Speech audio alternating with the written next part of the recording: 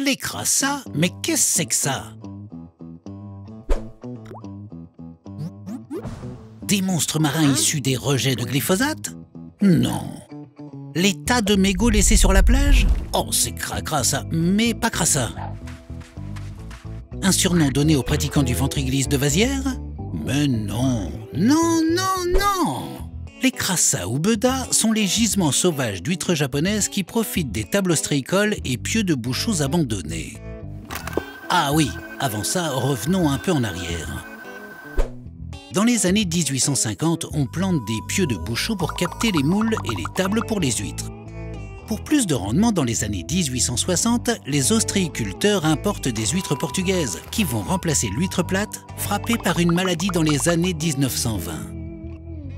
Dans les années 60, la prolifération d'un parasite et un problème d'envasement forcent l'abandon des concessions méthylicoles et ostréicoles les plus en aval de la baie. Malheureusement, à leur tour, les huîtres portugaises vont subir un événement tragique forçant les ostréiculteurs à importer l'huître du Japon dans les années 70. Les anciennes concessions abandonnées sont une aubaine pour les nouvelles arrivantes. Les huîtres sont sans pitié, une bataille pour la lumière qui les pousse à s'agglutiner les unes sur les autres. Bon, ce n'est peut-être pas aussi épique que ça. Pour vérifier à qui profitent les crassats, un inventaire est réalisé. Balanes, crabes asiatiques, amphipodes, vers polychètes. La biodiversité est riche. Mais attendez, mais oui, on a clairement une biodiversité de récifs et de vasières.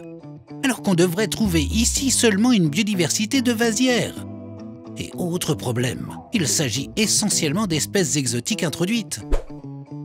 Alors, une expérience est menée par la réserve naturelle pour voir si le retrait des crassats laisserait la vasière reprendre ses droits. L'objectif, restaurer plusieurs dizaines d'hectares de vasières. Mais qu'est-ce que... On avait prévu une pelleteuse, mais pourquoi pas? Merci l'Europe. À marée basse, les crassats sont déstructurés. Les pieux et tables sont retirés. Autrement dit, basta les crassats, baby. Les coquilles sont récupérées et ensuite broyées. Une petite partie est recyclée pour faire du compost et du matériau de remblai.